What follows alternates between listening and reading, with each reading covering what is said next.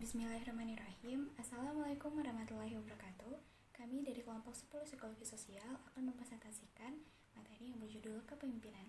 Sebelum itu, saya akan memperkenalkan dulu anggota kelompok 10 Psikologi Sosial.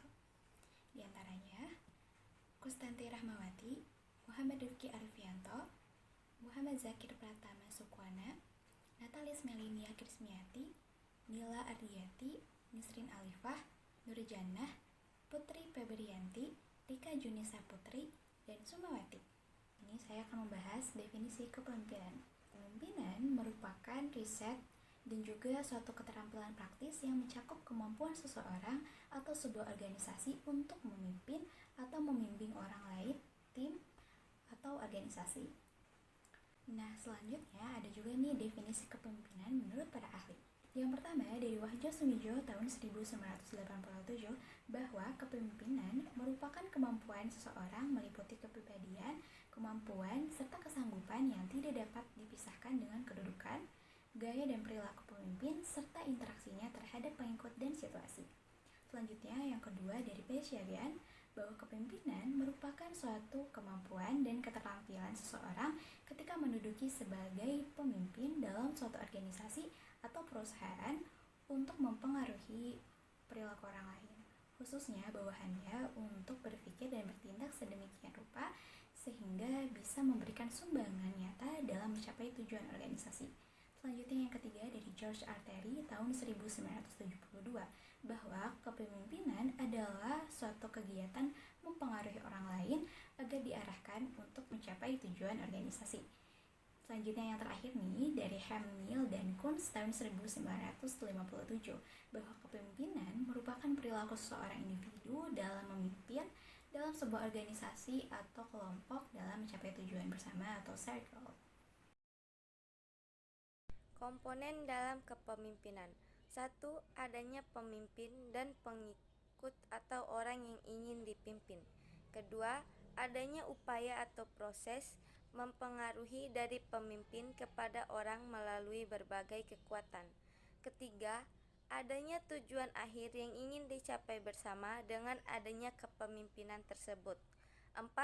Kepemimpinan bisa timbul dalam suatu organisasi atau tanpa adanya organisasi tertentu. 5.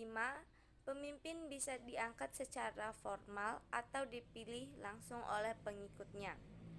Keenam, kepemimpinan berada dalam situasi tertentu, baik dalam situasi pengikut maupun lingkungan eksternal. Teori ciri sifat.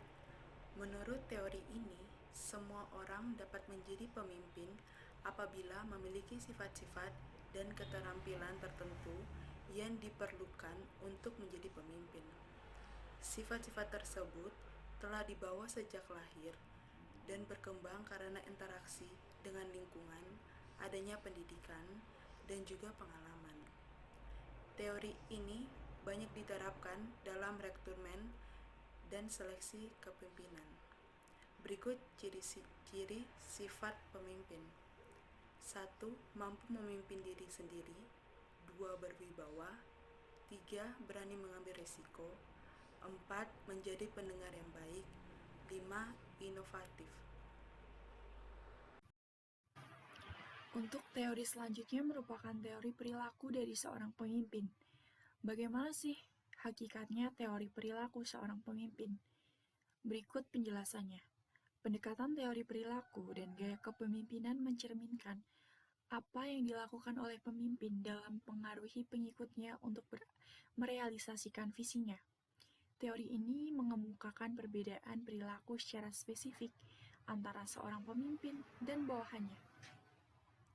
Seorang pemimpin dapat mempergunakan sejumlah pola perilaku atau gaya yang berbeda dalam mempengaruhi pengikutnya. Faktor pendekatan ini adalah pada apa yang dilakukan pemimpin dan bagaimana mereka bertindak. Tujuan utama pendekatan ini untuk menjelaskan bagaimana sih pemimpin berperilaku dalam mempengaruhi pengikutnya dalam mencapai suatu tujuan. Berikut merupakan ciri-cirinya. Gaya atau perilaku kepemimpinan tampak dari cara melakukan pengambilan keputusan, cara memerintahkan atau memberi instruksi kepada bawahan, cara memberikan tugas, cara berkomunikasi, cara mendorong semangat bawahan, cara membimbing dan mengarahkan, hingga cara menegakkan kedisiplinan, maupun cara-cara pemimpin melakukan rapat, menegur dan memberikan sanksi kepada bawahan. Sehingga, ketika semua hal tersebut terpenuhi, seorang pemimpin akan melakukan tugasnya dengan baik. Teori kontingensi. Teori kontingensi ini terbentuk dari perspektif atau sudut pandang teori sifat dan perilaku yang dianggap kurang menjelaskan konsep kepemimpinan yang bersifat universal atau secara umum, sehingga lahirlah perspektif teori kontingensi ini. Inti dasar dari pendekatan teori kontingensi ini adalah perilaku seorang pemimpin efektif dalam situasi tertentu atau dalam satu situasi belum tentu efektif dalam situasi yang lain, sehingga efektivitas kepemimpinan kontingen bergantung pada sebuah situasi dan ditentukan oleh gaya pemimpin dengan keharmonisan situasinya. Seperti contoh, misalnya dalam sebuah lingkup organisasi himpunan mahasiswa dalam situasi yang harmonis, pemimpin menjadi orang yang disukai, memberi tugas dengan jelas, dan juga mempunyai kekuasaan yang besar. Dalam hal seperti ini, jelas bahwa semua variabel situasi yang baik telah tersedia. Jadi, pemimpin harus meningkatkan kewibawaan anggotanya. Jika pemimpin dari himpunan mahasiswa tersebut ada dalam situasi organisasi yang harmonis, maka anggotanya akan bersedia mengikuti usaha pemimpin dalam mengarahkan mereka. Sebaliknya, jika sebuah organisasi himpunan mahasiswa memiliki pemimpin yang tidak disukai, penjelasannya samar-samar, dan juga kekuasaannya lemah, maka itu merupakan situasi yang tidak harmonis.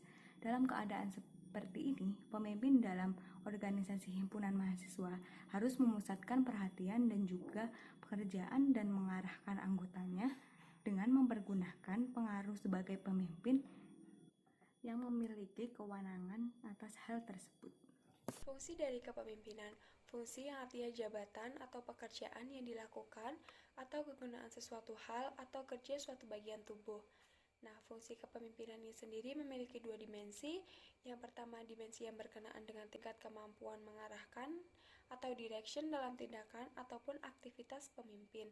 Yang kedua, dimensi yang berkenaan dengan tingkat dukungan atau support, keterlibatan orang-orang yang dipimpin dalam melaksanakan tugas-tugas pokok, kelompok, ataupun organisasi. Nah, fungsi kepemimpinan merupakan gejala sosial karena harus diwujudkan dalam interaksi antar individu di dalam situasi sosial suatu kelompok. Secara operasional dapat dibedakan dalam 5 fungsi pokok kepemimpinan, yaitu fungsi instruksi. Fungsi ini bersifat komunikasi satu arah. Pemimpin sebagai koordinator merupakan pihak yang menentukan apa, bagaimana, bila mana, dan di mana perintah itu dikerjakan agar keputusan dapat dilaksanakan secara efektif. Nah, kepemimpinan yang efektif memerlukan kemampuan untuk menggerakkan dan memotivasi orang lain agar mau melaksanakan perintah. Yang kedua, ada fungsi konsultasi. Konsultasi yaitu dimaksudkan untuk memperoleh masukan berupa umpan balik atau feedback untuk memperbaiki dan menyempurnakan keputusan-keputusan yang telah ditetapkan dan dilaksanakan.